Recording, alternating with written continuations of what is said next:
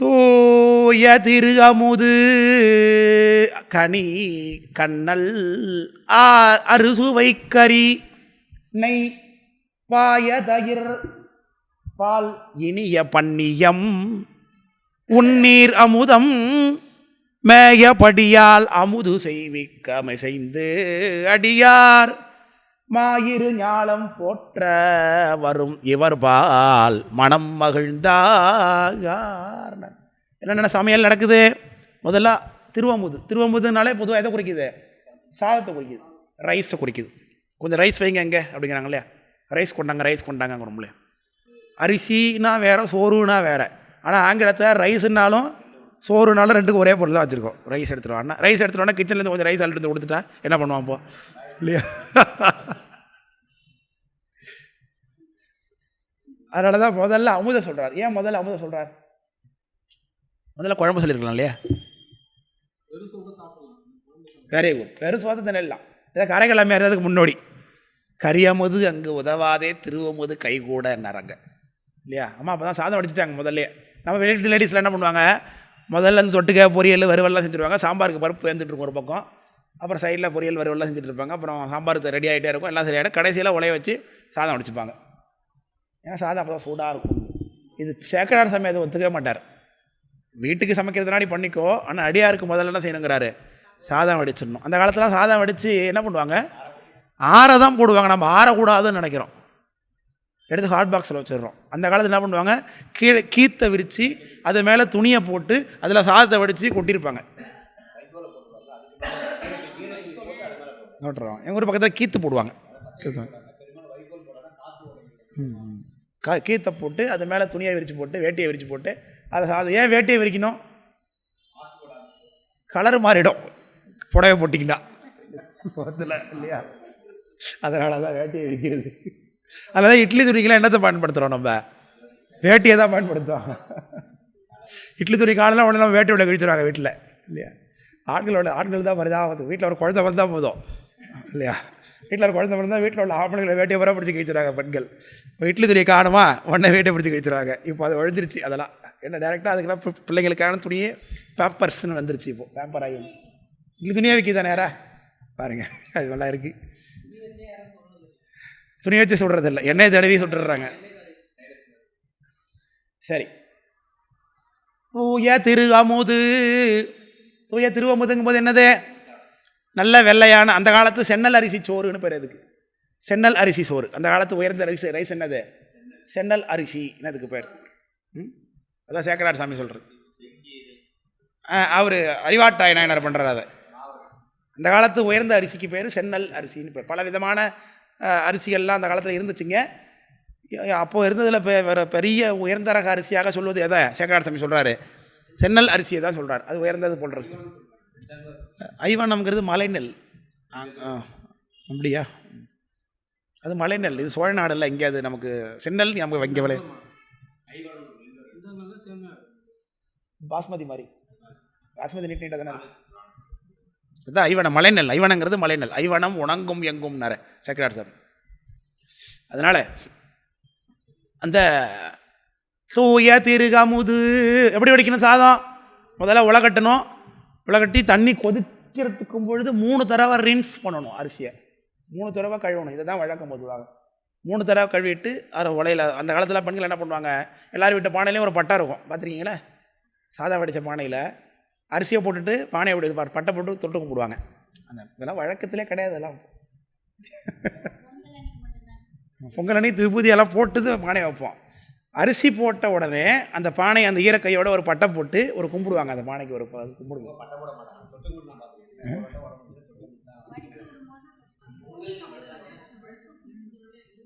செய்கிறாங்களா? அதான் இப்போ எங்கள் ஊர்லாம் வழக்கம். எங்கள் ஊரில் பார்த்துருக்கேன் நான். அதை சொல்கிறேன். பொங்கலுக்கு மட்டும் போடுறாங்களா? வெண்பொங்கலுக்கா சக்கரை பொங்கலுக்கா? குக்கரில் வச்சுட்டா அவ்வளோதான், பிடிச்சி போச்சு. அதனால் எதுக்கு சொல்ல வந்தோம்? இப்போலாம் சாதத்துக்கு உழை வைக்கிறோன்னோ இல்லையா, அடுத்தவனுக்கு வச்சிடறான். அதுதான் இப்போ நடக்குது அதிகமாக இல்லையா? உலை காஞ்ச உடனே அரிசி போடணும், அப்போ தான் சாதம் நல்லா இருக்கும் இல்லையா? அதெல்லாம் வழக்கம். அப்படி அமைக்கப்பட்ட தூய திருவமுது கனி கனின்னா வாழைக்கனி, முக்கனி வைக்கணுங்கிறது மரபு. தர்மயாதின பூசை முறையில் 3 கனி வைப்பாங்க. மா, பலா, வாழை இதெல்லாம் வைப்பாங்க. சரி, இதெல்லாம் நம்ம உணவிடலுக்கு பிறகு பார்ப்போம். கனி கண்ணல் அறு சுவை கறி நெய் பாய தயிர் பால் இனிய பன்னியம் உன்னீர் அமுதம் மேயபடியால் அமுது செய்விக்க மிசைந்து அடியார் மாயிரு ஞாலம் போற்ற வரும் இவர்பால் மனம் மகிழ்ந்தார் என்பது பாட்டு. சொன்னான். தூய திருவமுதுங்கிறது சென்ற அமர்வில் விளக்கணும். நல்ல சாதம் என்பது அர்த்தம். சாதம் வடிப்பதிலேயே உள்ள முறைப்பாடுகள் இருக்குங்கிறத பற்றி பேசியிருந்தோம். சாதம் ரொம்ப குழஞ்சிடக்கூடாது, அதே சமயம் வரையாகவும் இருக்கக்கூடாது, இதெல்லாம் சொல்லியிருக்கிறார்கள். அதில் கனி என்பது முக்கனி வைக்கணும் அப்படிங்கிறது சம்பிரதாயம். மாகேஸ்வர பூஜையில் அந்த கனியை சொல்லியிருக்கிறார். வாழைக்கனியாவது குறைந்தபட்சம் வச்சிடணும் அப்படிங்கிறதெல்லாம் சொல்கிறாங்க. கண்ணல் என்பது இங்கே இனிப்பு சுவையே குறிக்குது. கண்ணல்னால் பொதுவாக கரும்புன்னு அர்த்தம். கரும்பை வெட்டி கொண்டு சாப்பாட்டில் வைக்கிறது வழக்கம் இல்லை. கரும்பினுடைய எக்ஸ்ட்ராக்டாக இருக்கக்கூடியதாக வெள்ளத்தினால் ஆக்கப்பட்ட உணவுகள்னு வச்சுக்க வேண்டியது தான். பாயசம்னு வச்சுக்க வேண்டியது தான். அதனால தான் கண்ணமுதும்பாங்க. வைஷ்ணவத்தில் பாயசத்தை என்ன சொல்லுவாங்க? திருக்கணமுதும்பாங்க. திருக்கண்ணல் அமுதுன்னு அதுக்கு பேர். அதுதான் திருக்கணமுதும்பாங்க. அதனால் கண்ணல் 6 சுவை கறியினர். 6 சுவையினாலே கறிகள் வைத்திருக்கிறார். கறி என்பது கறினா தொடுக்கறியே குறிக்கிது. இந்த இடத்துல மிளகுனால் சமைக்கப்பட்டது தான். அதனால் 6 வகையில் கறி வைக்கலான்னா இப்போ இனிப்பில் கூட தொட்டுக்க வச்சுருக்காங்கன்னு அர்த்தம் ஆகுது. இனிப்பில் என்னங்க தொட்டுக்க வைக்கிறது? மாங்காய் பச்சடி. அது எல்லாம் கலந்தது. அது சென்ற வகுப்பில் கூட பேசியிருந்தோம் நினைக்கிறேன். ஊறுகாங்கிறது கறியில் வராது இல்லையா? அறுசுவை கறி, எல்லா விதமான கறியும், வாழைப்பூ, வாழைத்தண்டு இதெல்லாம் பார்த்திங்கன்னா துவர்ப்பு சுவையில் வந்துடும். அது சம்மந்தமான கறின்னு வச்சுக்க வேண்டியது தான். காரக்கறி, காரம் போட்டது எந்த கறியாக இருந்தாலும் ஓகே தான். இனிப்பு போட்ட கறியாக தான் ஒன்று இருக்கும்னு நினைக்கிறேன். எது நமக்கு தெரியல, ஒரு வேளை இப்போது அப்படின்னு மட்டும் எதுவும் இல்லையா என்னன்னு தெரியல. ஸ்வீட் டெஸ்ட்டு பரங்கிக்காய் போட்டு செய்யலாம். ஆமாம். 6 சுவை கறி நெய் விட்டுக்கணும் சாதத்தில் அப்படிங்கிறது வழக்கம். எதற்காக நெய் விட வேண்டும்னா, நெய் என்பது வயிற்றில் இருக்கக்கூடிய அக்னிக்கு ஆகுதி படும் பொழுது அதை நெய்யில் தோற்றி தான் சாதத்தை உள்ளே விடணும் அப்படிங்கிறது நம்மகிட்ட இருக்குது. மாகேஸ்வர பூஜையில் பஞ்ச பிராணோப்பிய சுவாகா என்று சொல்லித்தான் அதை பரிசேஷனம் பண்ணுறாங்க. பார்த்துருக்கோம் இல்லையா? அப்போ சென்று வரலால் ஜலம் விடுறாங்க. அதில் பஞ்ச பிராணோப்பிய சுவாகான்னு சொல்லி ஆசமனம் பண்ணிக்கொள்ள வேண்டும்.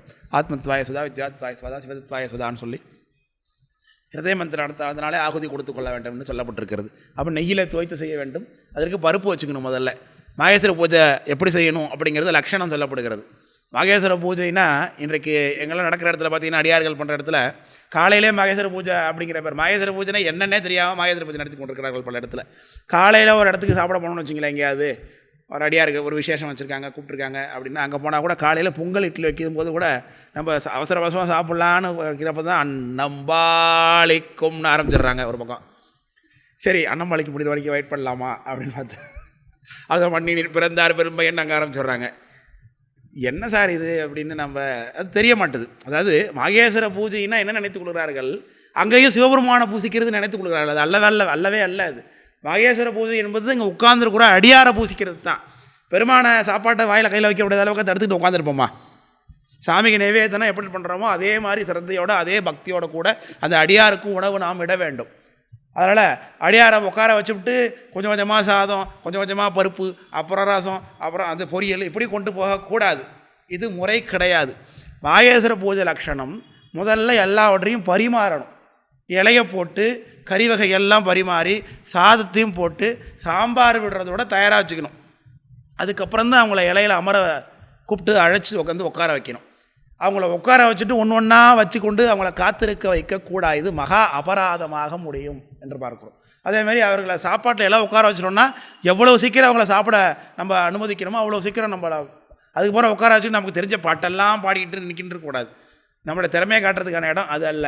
அந்த இடத்துக்கு பூஜைங்கிறது அவங்க சாப்பிட்றது தான் அப்படின்னு நினைக்கணும். சாப்பாடு வைக்கும் போதே அடியாரை கூப்பிட்டு உட்கார வச்சுக்கிட்டு யார் யாருக்கு என்னென்ன வேணுமோ கேட்டு வாங்கி சாப்பிடுங்க, வீணாக்கக்கூடாது, அந்த ஆர்டர்லாம் அங்கே போடக்கூடாது.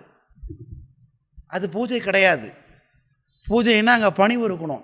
அடியார்களை மிரட்டுறது, உருட்டுறது, வேணுங்கிறத கேட்டு வாங்கி சாப்பிடுங்க, இலையை எப்படி போடுங்க, அடி பண்ணுங்க, இதை பண்ணுங்க, இந்த மாதிரி மிரட்டுறது உருட்டுறது பல இடங்கள் அனாச்சாரமாக பார்க்குறோம். திருவேடதாரிகளை உட்கார வச்சுக்கிட்டு அவமானப்படுத்துறது, அந்த பந்திக்கு வாங்க, இந்த பந்திக்கு வாங்க, பின்னாடி வாங்க, முன்னாடி வாங்க, அதை பண்ணுங்க, இதை பண்ணுங்க, அப்படின்னு சொல்லுது. முறையாக அவர்களை ஒழுகச் செய்தால் அதுதான் முறையான ஒரு மாகேஸ்வர பூஜையாக அமையும்.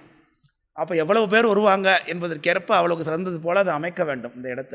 அப்படி இல்லைன்னா அவர்களை இந்த இடத்துல இந்த வரைக்கும் கொஞ்சம் நேரம் காத்திருங்க அப்படிங்கிற மாதிரி அவர்கள் சரி அது வரைக்கும் கொஞ்சம் பசியாறுவதற்காக கையில் கொடுத்து ஏதோ கொஞ்சம் நேரம் அமைதியாக உட்கார வைக்கிறது இதாக பண்ணணுமோ அப்படி தான் பண்ண வேண்டும். ஏன்னா எந்த வடிவத்தில் இருந்து கொண்டு சாமி அதை ஏற்றுக்கொள்கிறார், யார் எந்த பசியில் நிற்கிறாங்க, யார் மனதில் எந்த எதிர்பார்ப்போடு இருக்கிறாங்க, ஒரு அடியார் மனங்கு ஒன்றால் கூட அது பெருமானுக்கு ஓப்பாக இருக்காது. அப்படி இல்லாமல் சில பேர் என்ன நினைப்பாங்கன்னா, ஐயா இந்த ஐயா வர்றாங்க, இவங்க சாப்பிட்டுக்கிட்டுமா அப்படிம்பாங்க. அப்போ நம்ம என்ன பண்ணணும், ஏந்திரிக்க வேண்டிய சூழல் இருக்குது. இதை விட ஒரு அவமானம் உலகத்தில் ஒன்று கிடையவே கிடையாது. உட்கார்ந்துருக்கிற அடியாரை ஏந்திரிக்க வைக்கிறத விட பல இடங்களில் பார்க்குறோம், நமக்கே பல இடங்களில் நடக்குது.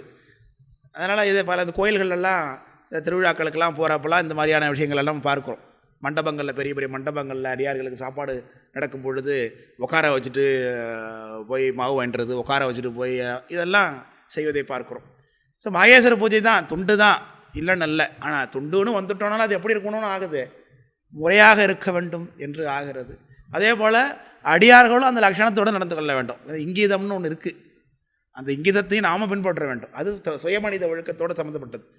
அதனால் நாம் ஒவ்வொருத்தவரும் அவங்கவுங்க வீட்டு வாசல் அவங்கவுங்க தூய்மை பண்ணி கொண்டாலே ஊரே சுத்தமாகிடுங்கிறது மாதிரி நாம் சரியாக நடந்து கொள்ள வேண்டும் அப்படிங்கிறது நாம் பார்த்துக்கொள்ள வேண்டும்.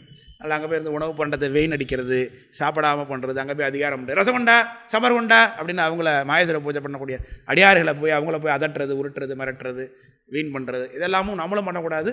அதேமாதிரி அவர்களும் இதில் முதல் பிரதிநிதித்துவம் யாருக்குன்னாக்கா இங்கே பூஜை பண்ணுறவங்களுக்கு தான். அவங்க தான் நியமங்களை சரியான முறையில் செய்ய வேண்டும். முக்கியமாக உணவு இட்டுட்டாங்க இல்லை உட்காந்துட்டாங்கன்னா அடுத்த கட்டம் அவர்களுக்கு உடனே தீவார்த்தனை பண்ணிட வேண்டியது, உடனே நைவேத்தியம் பண்ணிட வேண்டியது, உடனே பாட்டை பாடி உங்களுக்கு வணங்கி நமஸ்காரம் பண்ணிக்கிட்டு திருவம்பது ஏற்றுக்கொள்ள வேண்டும் என்று விண்ணப்பித்து கொள்ள வேண்டும். அப்படி தான் இருக்க வேண்டும். 10 பந்தி இருக்குன்னா 10 பந்திலையும் 10 வாளி ஓடணும், இப்படி இருக்கணும். அப்படி இருந்தால் தான் சரியான இருக்கும். இடப்பற்றாக்குறை ஆள் பற்றாக்குறை இருக்கும் சில விஷயங்கள், அது அடியார்களும் புரிந்து கொள்ள வேண்டும் தகுந்தது போல். ஆனால் முறை அப்படின்னு வந்ததுன்னா இதுதான் முறை என்பதை நாம் பார்த்து கொள்ள வேண்டும். அப்படி செய்கிறார் சுவாமி. உட்கார வச்சுக்கிட்டு பாட்டு பாடுறது, உட்கார வச்சுட்டு அவங்கள அவமானப்படுத்துறது, அதேமாதிரி காலையில் சாப்பாட்டு போட்ட உடனே பாட்டு பாடுறது, தியான சாப்பாட்டுக்கு சாப்பாடு போடுறது, ஹோட்டலில் சாப்பிடும்போது கூட பாட்டு பாடுறவங்களெல்லாம் பார்த்துருக்கேன் உட்காந்து. எதற்காக அதெல்லாம் செய்கிறாங்கன்னு எனக்கு ஒன்றும் புரிய மாட்டுது. ஸோ அவங்களோட திறமைகளை காமிக்கணுங்கிறதுனால தான் எல்லாம் செய்கிறாங்கன்னு தெரியாது. மாகேஸ்வர பூஜைனா மத்தியானம் 12 மணிக்கு நடக்கணும், நான் கூறு மத்தியானம் 12லேருந்து 1 மணிக்குள்ளே நடக்க வேண்டும். உணவு சமைத்து அது சரியான முறையில் இலையை போட்டு பரிமாறிட்டதுக்கு பிறகு தான் அடியார்களை அமரச் செய்ய வேண்டும். அடியார்களை அமர வச்சதுக்கு பிறகு ஒன்றா கொண்டது பரிமாறுவது தப்பு. அப்படி கிடையாது, ப்ரொசீஜர் கிடையாது. அப்படி தான் நம்ம திருமணத்தெல்லாம் மாகேஸ்வர பூஜை நடக்கும். எல்லாத்தையும் பரிமாறிட்டு தான் உட்கார விடுவாங்க. அதுக்கு பிறகு முதல்ல பருப்பு விடுவாங்க. அது எதற்காகனா பரிசேஷனம் பண்ணுவதற்காக தான். பருப்பு நெய்யை விட்டுருப்பாங்க.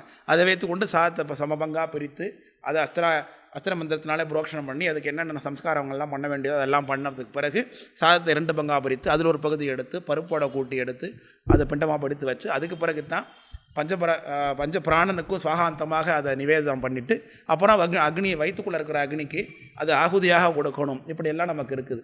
அதை நிறைவு பண்ணும் பொழுதும் அதே மாதிரி பரிசேஷனம் பண்ணி நிறைவு பண்ணி எந்திரிக்க வேண்டும் என்று சொல்லப்படுகிறது. இதெல்லாம் மாகேஸ்வர பூஜை லட்சணங்கள் சொல்லப்படுகிறது. இப்படி பொதுவாக ப்ரொசீஜர் பண்ணணும். ஸோ இப்படி பண்ணாதான் மாகேஸ்வர பூஜையா? அப்படி இல்லையானா இப்படி பண்ணாமலே மாகேஸ்வர பூஜை நடந்திருக்கு. இளையான்குடி மாறனாயனார் வீட்டில் நடந்திருக்கு. அப்படி இங்கெல்லாம் ஒன்றும் கிடையாது. அவங்க வீட்டில் என்ன நடந்துச்சு? பகல் வித்திய சென்னல் நீர்முலை வாடி கொடுவாரும் கோடு வந்தால் வல்லவாறு அமுது ஆக்கலாம்னு அப்படி தான் அங்கே நடக்குது. பழிமுதல் பறிப்பார் போலன்னு கீரையை பறிச்சுட்டு வந்து தான் சமைச்சு கொடுக்குறாரு. ஆனால் இங்கே என்ன பிரதானப்பட்டு நிற்கிது? பக்தி பிரதானப்பட்டு நிற்கிது. ஒன்று பக்தி பிரதானப்பட்டு நிற்கணும், அது நம்ம கையில் கிடையாது. அல்லது விதிமுறை பிரதானப்பட்டு நிற்கணும், இது நம்ம கையில் இருக்குது. விதிமுறையாக ஒழுகுவது என்பது நிச்சயமாக நம்ம கையில் இருக்குது. இப்படித்தான் ரூல்ஸ், இப்படித்தான் நடக்கணும், அதன்படி நடந்து கொள்வது என்பது நம்ம கையில் இருக்குது. ஆனால் நம்ம செய்கிற பூஜை பக்தியாக இருக்கா இல்லையாங்கிறது யார் தான் முடிவு பண்ணணும்? சாமி தான் முடிவு பண்ணணும். இளையான்குடி மாறனானுடைய மாகேஸ்வர பூஜை பக்தியானதுங்கிறது நமக்கு தெரியுது, பெரிய புராணத்தில் இருக்குது. நாம் செய்கிற மாகேஸ்வர பூஜை பக்தியா இல்லையான்னு நமக்கு தெரியாது.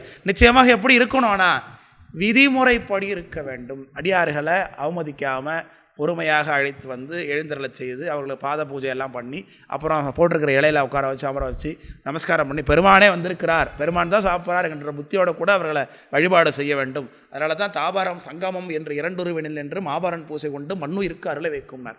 அடியார்களை அவமானம் பண்ணிவிட்டு தாவரலிங்கத்தை பூசிக்கிறதுனால ஒரு பிரயோஜனமும் கிடையாதுன்னு ஆகமங்கள் வலியுறுத்தி சொல்லுகிறது.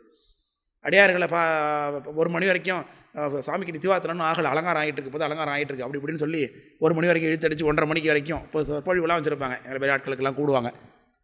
நிகழ்ச்சியாக பார்த்தீங்கன்னா 12:30 வரைக்கும் நடக்கும். எங்களை 1 மணி நேரம் ஸ்பீஷன் போட்டிருப்பாங்க. 12:30லேருந்து 1:30 வரைக்கும் நீங்கள் எடுத்துக்காம்பாங்க. சாப்பாடு எத்தனை மணிக்குங்க ஐயா அப்படின்னு நம்ம கேட்குறது வழக்கம். 1 மணிக்கு லஞ்ச். ஏன்னா 1 மணிக்கு லஞ்சுக்கு நம்ம விட்டுறணும். ஏன்னா இங்கே பிரதானம் நாகேஸ்வர பூஜை தான். நாகேஸ்வர பூஜையில் பசியோட ஒரு அடியாராக காத்திருக்க வைக்கக்கூடாது. அடியாரை சாப்பாட்டுக்காக ஏங்க வச்சுவிட்டு எப்போ சாப்பாடு போடுவாங்களோ தெரியலையே அப்படின்னு நினச்சிட்டாலே அந்த வயிற்றில் உள்ள அக்னி அது நம்மளை சுட்டுரும் அது இல்லையா. அதனால தான் மந்தினி ஞாலத்து மண்ணுயிர்க்கெல்லாம் உண்டி கொடுத்தோர் உயிர் கொடுத்தோரே அப்படின்னு மணிமேகலை சொல்லுகிறது. உண்டி கொடுத்தோர் உயிர் கொடுத்தோரேன். வயிற்றில் நம்ம போடுற சாதமானது ஒரு வேலைக்கு அந்த உயிரை அந்த உடம்புல தங்க வைக்கிற வேலையை பார்க்குது இல்லையா. அதனால் உண்டி கொடுத்தோர் உயிர் கொடுத்தோர் அப்படின்னு காட்டுகிறது நம்முடைய இலக்கியங்கள் எல்லாம். அப்படி அதில் இது பொதுவான இலக்கியமே அப்படி சொல்லுது. நம்ம சமய இலக்கியத்தில் அடியாருடைய பூஜை தான் பிரதானம். அதுக்காக தான் நாயனாரே இருக்கார். சித்தூர் நாயனாருடைய புராணமே அடியார் பூஜை மாகேஸ்வர பூஜை தான். அதனால் உணவிடுவது தான் பூசை. உணவை இட்டுட்டு தீவார்த்தனை காமிக்கிறதோ, பாட்டு பாடுறதோ, தூபம் காமிக்கிறதோ, பூ வைக்கிறதோ, அதுக்கு நேரம் கடத்துறதுங்கிறது என்னது பூசையில் ஒரு அங்கந்தானே தவிர்த்து அது பிரதானம் அல்ல. ஆனால் இங்கே அடியார்கள் நிறைய பேர் என்ன பண்ணுறாங்க, பாட்டு பாடுற வரைக்கும் சின்ன பிள்ளைங்க உட்காந்துருக்கும். அதுக்கு என்ன தோணும், முதல்ல இந்த அப்பளத்தை எடுத்துக்கணும், முதல்ல இந்த சிப்ஸ் எடுத்து சாப்பிடணுன்னு தான் தோணும். அதை போய் கையை பிடிச்சிக்கிட்டே உட்காந்துருக்க வேண்டியதாக இருக்கும். இப்போ பார்க்குறோமா இல்லை, இதில் எவ்வளோ பெரிய கொடுமை இது. அப்போ பாட்டு நம்ம என்னைக்கு பாடி பிடிக்கிறது, என்னைக்கு தீவார்த்தனை காட்டுறது, என்னைக்கு பூ வச்சு எல்லாருக்கும் வருது, என்னைக்கு சந்தனம் போட்டு வைக்கிறது, என்னை அது வரைக்கும் அந்த புள்ள உட்காந்துருக்கோம், அது வரைக்கும் உள்ளே உட்காந்துருக்க சுவாமியெல்லாம் காக்க வைக்கிறோம் நம்ம. அப்போ இதெல்லாம் சிவ அபராதத்தில் முடிகிறது. குளிக்க போய் சேர்த்து பூசிக்கிற மாதிரி ஆகிடக்கூடாது. அப்போ விதிமுறைப்படி மாகேஸ்வர பூஜை செய்ய வேண்டும். பரிமாறிவிட்டு அதற்கு பிறகுத்தான் அவர்களை எழுந்தரலை பண்ணணும். அந்த வேதியில் எழுந்தரலை பண்ணி அப்புறம் அவர்களுக்கு நைவேத்தியம் பண்ணணும். எப்படி பூசை அர்க்கிய ஆசமணியம் பாத்தியங்களை கொடுத்து அவங்களை தீவார்த்தனை காமிச்சு அப்புறம் திருவமுதை ஏற்றுக்கொள்ளணும்னு சொல்லி விண்ணப்பம் பண்ணிக்கொள்ள வேண்டும். விண்ணப்பம் தான் அது உங்களோட திருவமுதை ஏற்றுக்கொள்ளுங்க. அது அவங்கள்ட்ட தான் கேட்குறாங்க. தேவாலயம், விஷ்ணு ஆலயம், சர்வ ஆலயங்கள்லையும் 6 காலத்துலேயும் முட்டாது பூசை நடக்கணும் என்று திருவுளத்து அடைக என்று அவங்கள்ட்ட விண்ணப்பம் பண்ண சொல்கிறாங்க. எங்கே பெருமானுடைய பரார்த்த பூஜை தாவரலிங்கமாக இருக்கக்கூடிய கோயில்களில் பூசை 6 காலத்துலையும் இடையறாது நடக்கிறதுக்கு நீங்கள் திருவுளம் பண்ணுங்கன்னு யாரை கேட்குறாங்க? அங்கே எழுந்தல் இருக்கிற அடியாரத்தான் விண்ணப்பம் பண்ணிக்கிறாங்க. இப்போ நாம் என்ன நினைத்து கொள்கிறோம், தாவரலிங்கத்துக்கு பிரதானப்படுத்தி விட்டு சங்கமலிங்கராகிய அடியார்களை அவமானம் பண்ணி கொண்டிருக்கிறோம். அதனால் இங்கே இருப்பது எல்லாமே அடியார் பூசை. பெரிய புராணம் முழுக்க பேசுவதே சங்கமலிங்கர்களாகிய அடியார்களை பற்றி தான் பேசுகிறது. அங்கே தான் சுவாமி உரைகின்றார். அந்த புத்தியை ஏற்படுத்தி கொள்வது தான் வழிபாடை தவிர்த்து அவர்களை ஒதுக்கி வைத்துவிட்டு நம்மளுடைய பக்தியை முன்னிலைப்படுத்துவது, நம்முடைய அலங்கார வல்லமைகளை, நம்முடைய பாடல் திறமைகளை, நம்முடைய பூசா லட்சணங்கள் எல்லாம் பிரதானப்படுத்துவது என்பது இதெல்லாம் ஒரு அங்கம்னு வச்சுக்க வேண்டியதானே தவிர்த்து இதை பிரதானப்படுத்தி விட்டு அடியார்களை அவமதிக்கக்கூடாது. அதனால் சொல்ல வந்தோம். இந்த இப்படிலாம் பலவிதமான விஷயங்களை 6 சுவைக்கரியை சொல்லும்போது வச்சாச்சு. நெய் விடும்போது வந்துட்டோம். நெய் என்பது அக்னி வைத்து கூடக்கூடிய அக்னி அப்படிங்கிறதுக்காக அக்னியில் கூடக்கூடிய ஆகுதி பொருள். அதுக்காக தான் நெய்யில் தோய்த்து தான் சாப்பிட வேண்டும். நெய் அதுக்காக எப்படி சேர்த்துக்கணும், நெய்யை உருக்கி தான் சேர்க்கணும். நெய்யை கட்டியாக பாட்டிலேருந்து வாங்கி சில இடங்களில் பார்க்குறோம். அந்த ஆர்கேஜி உதயகிருஷ்ணாலாம் வாங்கிட்டு வந்துடுறாங்க இல்லையா, அதை கிட்ட அந்த பாட்டிலை திறந்து அங்கேருந்து நெய்யை திறந்து அப்படியே ஒரு சிதறிட்டு போகிறாங்க. பல இடங்களில் பார்க்குறோம். அந்த நெய்யை என்ன செய்யணும், ஒரு கிண்ணத்தில் போட்டு அதை உருக்கி அது ஒரு ஸ்பூன் போட்டு அதில் கொஞ்சம் விடணும். அடுத்து சாப்பாடு நெய்யும் தனியாக இருக்குது. அப்படி எப்போ வந்திருக்கு போட்டிருக்கு. அந்த மாதிரி முன்னாடிலாம் சாப்பாட்டு நெய்ன்னு தான் கேட்பாங்களேங்க. பொங்கலுக்கு சமைக்கிறதுக்கு கடையில் கேட்டாலும் மளிகை கடை என்னன்னு கேட்பாங்க. சாப்பாட்டு நெய் தான் மளிகை பில்லே எழுதுவாங்க. சாப்பாட்டு நெய் 100 கிராம் 50 கிராம்னு எழுதுவாங்க.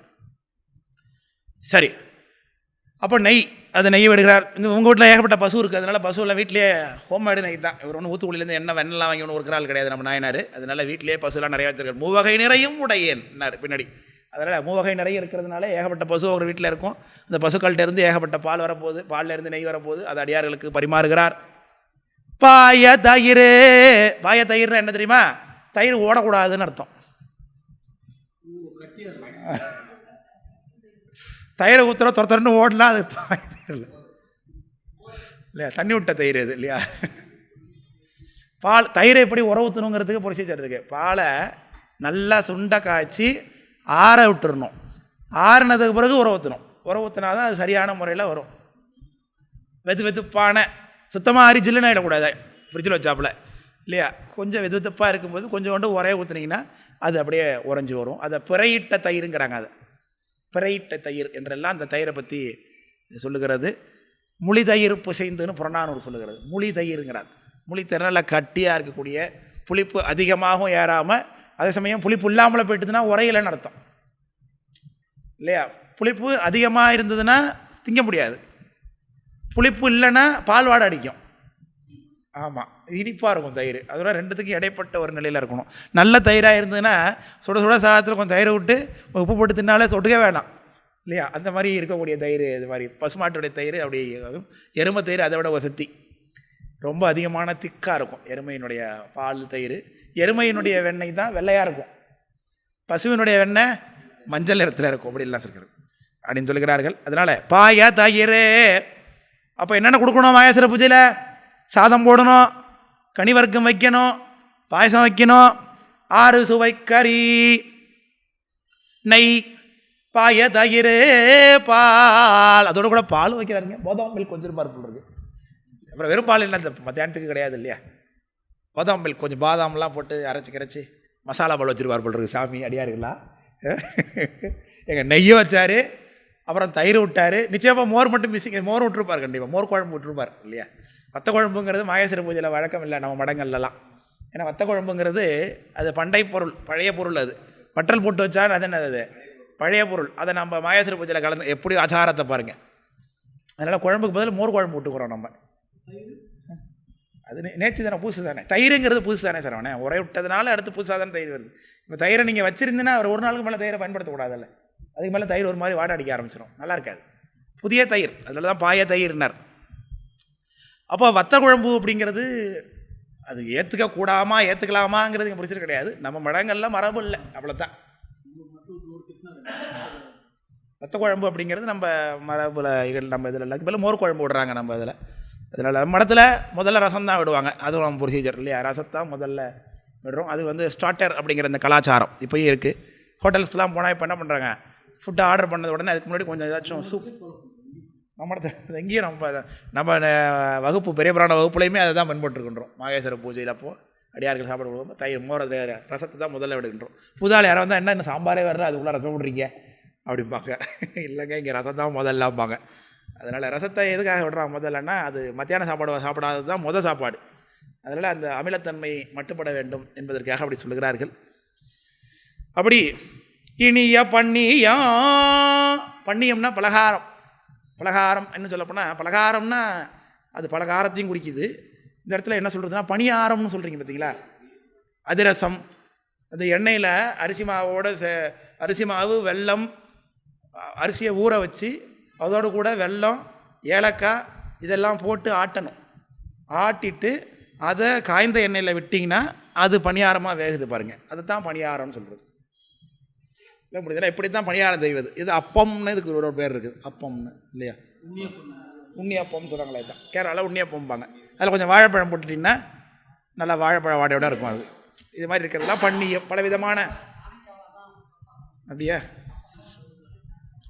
அதனால் பண்ணியம் ஏந்துகாரம் அப்படிங்கிறார். திருத்தணிகை புராணத்தில் விநாயகர் பெருமானை துதிக்கும் போது பண்ணியம் ஏந்துகாரம்னு. விநாயகர் ஒரு கையில் என்ன வச்சுருக்காரு, கொழுக்கட்டை வச்சுருக்காரு இல்லையா? ஸோ கொழுக்கட்டெலாம் என்ன தான் கைண்ட் ஆஃப் பலகாரத்தில் தானே வருது, பலகாரம்னு சொல்கிறோம். அதை கொழுக்கட்டை, அதிரசம், முறுக்கு, சீடை, அப்படி எல்லாமே. முக்குழியம்னு ஒன்று அந்த காலத்தில் உண்டு. முக்குழியன்னு கேள்விப்பட்டிருக்கீங்களா? சுழியம் வேறு. சுழியம்ங்கிறது அந்த பயிரை வெள்ளத்தோடு வேக வச்சு வெள்ளத்தோடு செஞ்சு தேங்காய் திருவிலாம் போட்டு உருட்டி அதை மாவில், அரிசி மாவில் போட்டு உருட்டி எடுக்கணும். அதுதான் அந்த காலத்து முறை. இப்போ அதுக்கு பதில் மைதா வாக்கிக்கிட்டோம். சுழியம்ங்கிறது. முக்குழியம்னு ஒன்று இருக்குதுங்க. அது எங்கள் ஊரில் நான் சின்ன பிள்ளையாக இருக்கும்போது ஒரு பாட்டி கொண்டு வந்து வைப்பாங்க. அது 3 குழி சட்டியில் இருக்கும், அதில் சுட்டு எடுக்கிறது முக்கியம்பாங்க ஊர்லலாம். அது முக்குழியம்னு அது பேர். உள்ள குழிப்பணியாரம் தான். அந்த காலத்தில் 3 குழி உள்ள சட்டி தான் கிடச்சிருக்க மாட்டேன்னு தெரில. அந்த முக்குழி இப்போ வழக்கொழிஞ்சு போய் பாட்டில் செத்து போயிருக்கும், அதெல்லாம் இருக்காது இப்போது. அதோட பலகாரம் ஒழிஞ்சிட்டு அதோட. ஆமாம். தோசை அப்படிங்கிறதே தேய்த்து செய்ததுனால செய்ங்கிறாங்க. மாவை எடுத்து தேய்த்து தானே செய்கிறீங்க. அதில் கல்லில் போட்டு தேய்க்கிறதுனால அது வர்றது தேய்த்து செய்வது செய்ங்கிறாங்க. இட்டு வைப்பது இட்டவிங்கிறாங்க. அதான் இட்டலின்னு ஆகி போச்சுங்கிறாங்க. இப்படி பல விதமான காரண பெயர்கள் இருக்கிறது. பிட்டுக்கிட்டு விழுவுறது புட்டு அடி பிட்டு தானே விழுது மாவு எடுத்துருக்கும் போது. அதனால் இப்படி பல விதமான எல்லாமே நம்மளுடைய தமிழருடைய பண்பாட்டில் எல்லாமே அரிசி சார்ந்த தான் இருக்கும். எந்த பொருள் எடுத்துங்க, நம்மளுடைய நம்மளுடைய நேட்டிவ் ஃபுட்ஸ் எல்லாத்துலேயுமே என்ன இருக்கும்? அரிசி இருக்கும், அப்படின்னா உளுந்து இருக்கும், இல்லைனா பயிர் இருக்கும். அது 3 தான் இருக்கும். இதை கடலப்பருப்பு கூட நம்மளுடைய இதில் கொஞ்சம் குறைவு தான். கடலப்பருப்புங்கிறதெல்லாம் பின்னாடி வந்தது தான். நம்மளை பொறுத்தளவுக்கு பருப்புனாலே அது என்ன தான், சுழியம்லாம் அந்த காலத்தில் எது தான் உள்ள பைத்தம் பருப்பு வச்சு தான் சொல்லுவாங்க.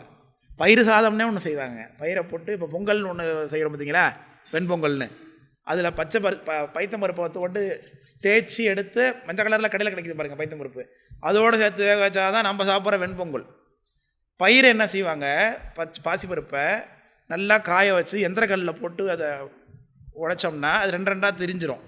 அது அந்த மேலே இருக்கிற தோலை கொஞ்சம் எண்ணெயில் போட்டு நிமிட்டி காய வச்சோம்னா தோல் விட்டுரும். அப்புறம் அதை புடைச்சிட்டு எடுத்து ஸ்டோர் பண்ணிப்பாங்க. அதுக்கு பைத்த பருப்பு அப்படி தான் அந்த காலத்திலாம் பயன்படுத்தினாங்க. அந்த பைத்த பருப்பையும் அரிசியையும் போட்டு வேக வச்சு அப்படியே வச்சுருப்பாங்க, பொங்கி வச்சுருப்பாங்க. இதுக்கு பயிர் சாதம்னு இப்படிலாம் சாப்பிடுவாங்க. தமிழர்களுடைய பண்பாடு அப்படி இருக்குது. அதில் பலவிதமான பண்டியங்களை செய்து வைக்கிறார் சுவாமி. தினைக்கும் புதுசாக செய்கிறார். சாப்பாடு தண்ணி விடுறார். தண்ணிக்கு என்ன பேர்? உன்னீர் அமுதம். தண்ணீருக்கு எவ்வளோ பிரதனத்துவம்னா ஒரு அது திஷாவே சொல்கிறார் பாருங்க இல்லையா. உன்னீர் அமுதம்னா அதில் என்ன பண்ணணும்? தண்ணீரில் ஏலக்காய் தட்டி போடணும் குடிக்கிறதுக்கு, கொஞ்சம் நன்னாரி வேறு போட்டு வைக்கணும், இதெல்லாம் இருக்குது இல்லையா. ஓமம் போடலாமா? சீரகம் போடுறாங்க அது.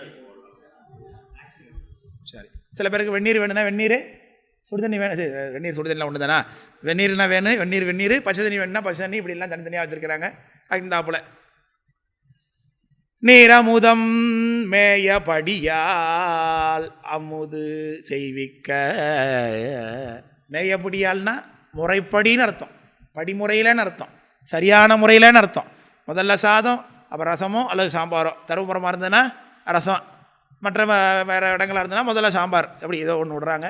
அப்புறம் என்னது, ஏதோ குழம்பு ஐட்டம், அப்புறம் ரசம் விட்டுக்கிறோம், அப்புறமேலுக்கு பாயசம் விட்டுக்கிறோம், அப்புறம் தானே மோர். பாயசத்துக்கு அப்புறம் தானே மோர். எங்கள் சோழ நாட்டிலலாம் அப்படி தான் வழக்கம். பாயசம் விட்டுட்டு தான் மோர் விட்டுனா, பாயசம் வாங்கி விடல அதுக்குள்ளே மோர் வாங்கிட்டீங்கம்பாங்க. சோழ நாட்டு பக்கத்துலலாம் பாயசம் விட்டதுக்கு அப்புறம் தான் மோர் விடுவாங்க. மோர் கேளு, சாம்பார் கேளு அப்படிம்பாங்க. போய் கேளு என்னாலும் தெரியாது. சாப்பாடு வேணுமான்னு கேளு, குழம்பு வேணுமான்னு கேளு அப்படின்னு அர்த்தம். அப்புறம் மோர் விட்டுட்டது பேர் ஒரு தடவை சாம்பார் வழி வரும், திரும்பவும் சாம்பார் சைடில் விட்டு போவாங்க. சோழ நாட்டு கலாச்சாரம் இதெல்லாம். மத்தியான சாப்பாட்டில் அப்படி செய்விக்க அடியார்கள் எப்படி வராங்க? கூட்டமாக வராங்களாம். செங்காட்டங்குடி மிசைந்து அடியார் மாயிரு ஞாலம் போற்ற வரும். மாயிரு ஞாலம் அப்படிங்கிறது பெரிய உலகம் அர்த்தம். இருக்கக்கூடியதாகிய மாயிரு ஞாலம் இல்லையா. காயிரும் பொழில்கள் சூழ்ந்த கழுமல ஊரருக்கு அம்போன் மாயிரம் கொடுப்பர் போலும் ஆவடு துறையனாரே. அதில் மாயிரு ஞாலம்னு அப்பர் சாமி தொடங்குவார் அந்த பாட்டை. மாயிரு ஞாலம் போற்ற வரும். யார் வருவா?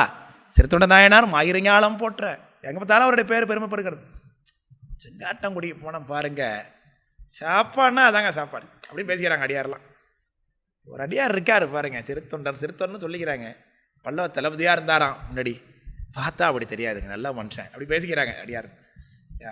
சிறுத்தொண்டர் ஐயான்னு சொல்லியிருப்பாங்க இல்லையா. நம்ம அப்படி தானே சொல்லிக்கிறோம் எல்லாரும். ஐயா விஜய் ஐயா, நடராஜன் ஐயா, சரவணா ஐயா அப்படி சொல்லிக்கிறது மாதிரி சிறுத்தொண்டர் ஐயான்னு பூசிட்டு இருப்பாங்க இல்லையா சாமியை. அடியார் அந்த காலத்து அடியார்கள் பேசியிருப்பாங்க. அப்படி சிறுத்தொண்ட நாயனார் வீட்டுக்கு போனாக்க நல்லா சாப்பிடலாம் அப்படின்னு நல்லா பேசிக்கிறாங்க. மாயிரு ஞாலம் போற்ற வரும் இவர் பால் மனம் மகிழ்ந்தார். அடியாருக்கெல்லாம் சிறுத்தொண்ட நாயனார் பார்த்தாலே மகிழ்ச்சியாக இருக்குமா. வந்திருக்கிறவரெல்லாம் அவர் பார்த்தாலே, கோலத்தை பார்த்தாலே எப்படி இருக்கும்? மகிழ்ச்சியாக இருக்குமா. இப்படிப்பட்ட ஒரு மனிதரா, என்ன பதவி, என்ன பொருள், என்ன ஒரு கம்பீரம் இவர்கிட்ட.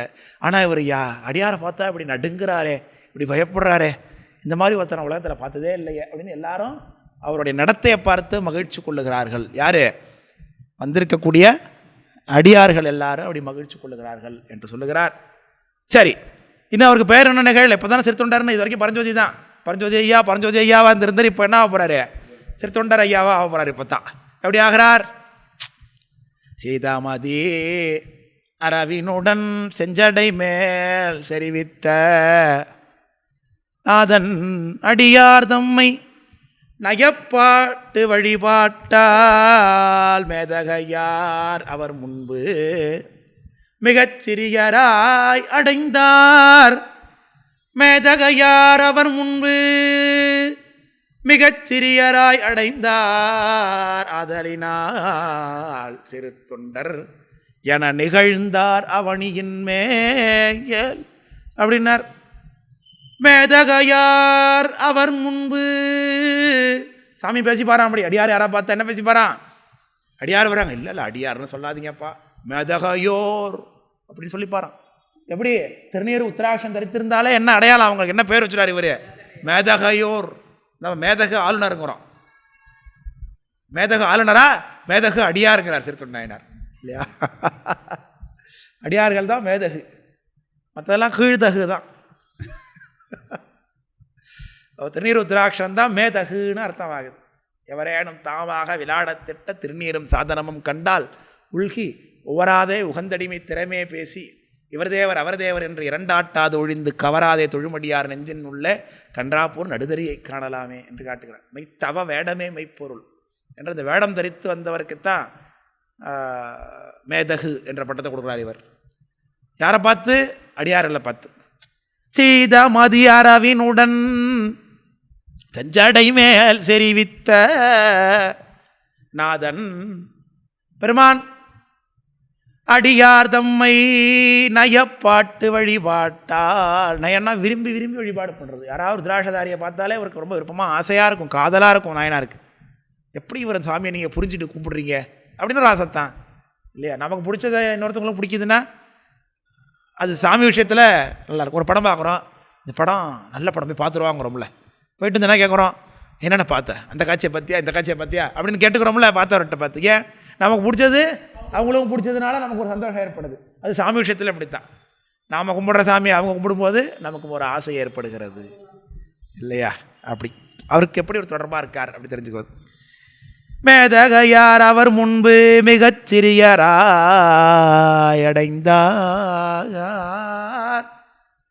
தன்னுடைய உடம்பை குறுக்கிக்கிறார், நிமிர்ந்து நிற்கலை, குறுகி நிற்கிறார். தான் பல்லவ தளபதியாக இருந்தேன் அப்படிங்கிறத காமிச்சிக்கல, பகட்டை காமிச்சிக்கல, தன்னுடைய சொத்து பத்தெல்லாம் காமிக்கல, நான் தீட்சை வாங்கி எவ்வளோ வருஷம் ஆகுது அப்படிங்கிறத காமிக்கல, நான் சிவபூஜை எப்படி பண்ணுறேன், 2 பை எடுத்துகிட்டு போவோம் சிவபூஜைக்காகவே, பார்த்தீங்களா நான் எவ்வளோ பேர் அடியாராக இருக்கேன் பார்த்தீங்களா, இப்படி தான் சிவபூஜை நான் பண்ணுவேன், 2.5 மணி நேரம் சிவபூஜை பண்ணுவேன் சார்ண்ணா அப்படின்லாம் சாதாரணமாக சொல்லலையே வரைக்கிறீங்க அப்படின்லாம் நான் சொல்கிற பெருமிதம் பண்ணிக்கொள்வது இல்லை அப்படிங்கிற சொல்கிறார் இல்லையா? இப்போ என்ன மாதிரி எங்கே போனாலும் எது நடந்தாலும் எடுத்து ஃபேஸ்புக்கில் போட்டுவது கிடையாது அப்படி அந்த காலத்தில் இல்லையா? பெருமைப்படுத்திக்கிறது தான் இதெல்லாம் நடக்குது, நான் அப்படி செஞ்சுட்டு இருக்கேன் பார்த்துக்கிறது தான் அப்படிலாம் ஒன்றும் கிடையாது. அடியாருக்கு முன்னாடி தன்னை ஒரு தூசியை விட சிறிய ஆளாக காட்டுக்கிறார். மேதகையோர் அவங்க தான் பெரியவங்க, அவங்களுக்கு முன்னாடி மிகச்சிறியராய் அடைந்தார். ரொம்ப சின்னவராக தன்னை காமித்துக் கொள்கிறார் அடியாருக்கு முன்னாடினார். அடைந்தார், அதனால் அவர் தான் பெரிய தொண்டர், அவர் தான் பெரிய தொண்டர், அவர் தான் பெரிய தொண்டர் எல்லாம் உலகெல்லாம் பேசுது. அல்ல அல்ல அல்ல அல்ல அல்ல அல்ல அடியன் சிறு தொண்டன் சிறு தொண்டன் தன்னை சொல்லிக்கிறார் இவர். அதனாலே எல்லாரும் என்ன சொல்லிட்டாங்க, அவரை சிறு தொண்டர் என்ன பேராகி அதுவே அவருக்கு பேராகி போச்சு. சிறு தொண்டர் என நிகழ்ந்தார் அவனியின் வடமொழியில் தப்பரபத்தின்னு பேர் சாமிக்கு. தப்பரம்னா சின்னதுன்னு அர்த்தம், பத்தினா பத்தனை பத்த சிதவன், அதனால் தப்பரபத்தின்னு பேர். வடமொழி நூல்களில் சிறுத்தொண்டர் எப்படி குறிக்கிறாங்க, தப்பரபத்திங்கிறாங்க. தப்பரபத்தி தப்பரம்னா சின்னதுன்னு அர்த்தம், சின்ன பக்தன் அப்படின்னு அர்த்தமாகுது. சரி தொண்டரை அப்படியே டிரான்ஸ்லேட் பண்ணுறாங்க. ஒரு சின்ன பக்தரா அப்படியே டிரான்ஸ்லேட் பண்ண வேண்டியதுதான். எல்லாரோடையும் பெரியவர் இல்லையா? அதெல்லாம் சொன்னார் கீழே, மேதினியில் மேலானார்னார். உலகத்தில் எல்லாரோடையும் பெரியவரானார், அதனால் சிறு தொண்டரானார் இல்லையா? செய்கையினாலே பெரியவர், பெயரினாலே பெயர் மட்டும் சின்னதாக இருக்குது, அவ்வளோதான் சிறு தொண்டர்னு ஆச்சு. அதனால தான் சாமி சொல்கிறார், எல்லோரும் ஒன்று சிறு தொண்டர் சிறு தொண்டர்ங்கிறாங்க, நீ பெரிய சிறு தொண்டர்ற அப்படிங்கிறார் சாமி. நீதான் பெரிய சிறு தொண்டர் அப்படின்னார். நீ தான் பெரிய சிறு தொண்டர்னு அர்த்தம், நீ தான் இருக்கிறதுலே பெரிய, உலகத்திலே நீ தான் பெரியவர் அப்படிங்கிற சாமி வந்து அங்கே ஐயாயிரம் பண்ணுறாரு பின்னாடி. ஆதலினால் சிறு தொண்டர் என நிகழ்ந்தார் அவனியின் மேல்.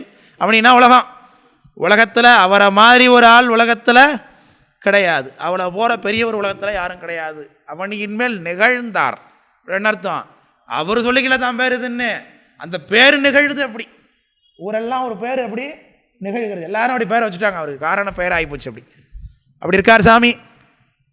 என்ன செஞ்சார், கண்ணுதலார் கணபதீச்சரத்தின் கண் கருத்து அமர உள்நிறை அன்பினில் பணி செய்து ஒழுகுவார் வழுவின்றே எண்ணில் பெரும் சீரடியார் இடைவிடாது அமுது செய்ய. எப்படி? இடைவிடாது அமுது செய்ய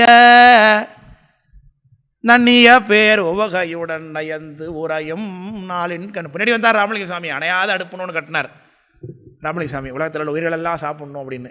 இது சேக்கடா நம்முடைய திருத்தொண்ட நாயனர் எப்போ செஞ்சு காமிச்சிருக்காரு அது இல்லையா? இடைவிடாதுன்னா என்ன அர்த்தம்? எப்போ சாப்பாடு நடந்துக்கிட்டே இருக்கு சார். ஆமாம் ஆமாம். அதனால் இடைவிடாது. கண்ணுதலார் கணபதீச்சரத்தின் கண். கணபதீச்சரம்ங்கிறது கோயில் பேர். உள்ளே உட்காந்துருக்கிறது நெத்தியில் கண்ணை வச்சுட்டு உட்காந்துருக்கு. அதனால் கண்ணுதலார் கணபதீச்சரம். பின்னாடி இதே பிரயோகம் வரப்போகுது. கண்ணுதலார் கணபதீச்சரத்தின் வண்ணமலர் அத்தின்கள் இருக்கின்றோம். அங்கே வரப்போகுது பின்னாடி. அது கண்ணுதலார் கணபதீச்சரத்தின் கண் கருத்து அமர உள்நிறை அன்பினில் பணி செய்து. பணி எப்படி இருக்கணும்? உள்நிறை அன்போடு இருக்கணும். பணி தலையெழுத்தேன்னு இருக்கக்கூடாது இல்லையா? தலையெழுத்து வேறு வழி என்ன செஞ்சு தொலைகிறது, இதை தான் மாட்டிக்கிட்டு கிடக்கிறேன் அப்படின்னா இருக்கிறது. அன்போட காதலோட பணி செய்ய வேண்டும். சாமிக்கு எப்படி செய்ய வேண்டும்? காலையிலே எழுந்திரிச்சு துண்டுகள் எல்லாம் செய்யணும் அப்படிங்கிறத உழவாரத்தில் சாமி காண்பிக்கிறார். நிலை பெருமாறு எண்ணுதியல் நெஞ்சே நீ வா புலர்வதன் முன்னழகு எட்டு மழுக்கமிட்டு இப்படிலாம் சொல்கிறார். புலர்வதன் முன் இதெல்லாம் நடந்துன்னுட்டார். நம்ம எந்திரிக்கிறதே சிரமப்படுறோம் இல்லையா? விடியலுமே வெந்நீற்றை வெயில் பூசி இப்படி காலையில் எழுந்திரிக்கிறத காமிக்குது. நீராண்ட புரோதாயம் ஆடப்பெற்றோம் நீரணியும் கோலாமை நிகழப்பெற்றோம் அப்படிலாம் காட்டுறாங்க. காலையில் எழுந்திரிச்சு முதல்ல குளிக்கிறதே சொல்கிறாங்க. நீராண்ட புரோதாயம் ஆடப்பட்டோம்னு காட்டுறாங்க. அதனால் சாமியை போய் திருப்பள்ளி அடிச்சு போடணுன்னா சாமி எத்தனை மணிக்கு எழுந்திரிக்கணும்? உலகத்துக்கு குறைந்தபட்சம் 5 மணிக்காவது சாமி எழுந்திரிச்சிடணும் திருப்பள்ளி அடிச்சு. அப்போ நாம் எத்தனை மணிக்கு எழுந்திரிக்கணும்? குறைந்தது 3 மணிக்காவது நாம் எழுந்திரிச்சாகணும். அப்போ தான் நம்முடைய கடமைகள்லாம் முடிஞ்சுட்டு போகணும் அப்படிங்கிறார். அப்போ பொன்னீரை அன்பினில் பணி செய்து ஒழுகுவார் வழுவின்றி. வழுவின்றி என்ன அர்த்தம்? குற்றம் இல்லாமல் நடந்து கொண்டிருக்கு. இது வரைக்கும் ஒரு இடையூறு இல்லை. இனிமேல் வந்தால் தான் உண்டு இந்த இடையூறு இல்லையா? இந்த மாகேஸ்வர பூஜைக்கு இடையூறு ஏதாச்சும் இனிமேல் தான் வந்தால் உண்டு. இது வரைக்கும் வரலை. சரி, வர போகுதா? சரி. எண்ணில் பெரும் சீரடியார். எத்தனை கணக்கு இல்லை சார். பக்கத்தில் திருவாரூர் போகிறாங்க. சென்னையிலேருந்து பஸ்ஸுக்கு போகிறோன்னா ஃபோன் அடிச்சு திருவாரூர் போகிறோம், எங்கேயாவது தங்குறதுக்கு ஏதாச்சும் இடம் இருக்கான்னு தெரியல சார், ஏற்பாடு பண்ண முடியுமா? ஏன் திருச்செங்கோடு நம்ம வீட்டுக்கு வந்துருங்க, நம்ம வீட்டில் சாப்பிட்டுக்கலாம், எத்தனை நாள் தங்கிக்கலாம், எத்தனை நாள் எத்தனை பேர் வேணாலும் சாப்பிட்லாம் அப்படிங்கிறார் நாயனார் ஃபோனில் அடியாட்டலாம் இல்லையா? அப்போ எல்லோரும் அங்கே போயிடுறாங்க. இப்படி பக்கத்தில் நாகப்பட்டினம் போகணுமா வந்துடுங்க, சிக்கல் போகணுமா வந்துடுங்க, எங்கெங்க தலையாத்திரிக்கு யார் போனாலும் நேராக எங்கே வந்துட வேண்டியது. கேட்க வைக்கிறாரு, ஆனால் கொடுக்க என்ன வைக்கலையே, என்னைக்கு கொடுக்க வைக்க போகிறாரோ. சாமி இப்படி பக்தி பண்ணிகிட்டு இருக்கார்.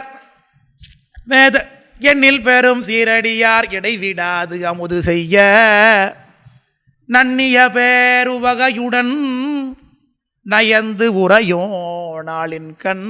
இப்படியாக அவர் இருக்கும் பொழுது சரித்திரம் தொடங்குது. இப்போ தான் இது வரைக்கும் ஒரு ரொட்டீன் லைஃப் என்னங்கிற சொன்னார். ரொட்டீன் லைஃப்பில் இவருடைய முக்திக்கு வித்தாகக்கூடிய பிள்ளை வந்து பிறக்க போகிறார், அதை காட்டுகின்றார்.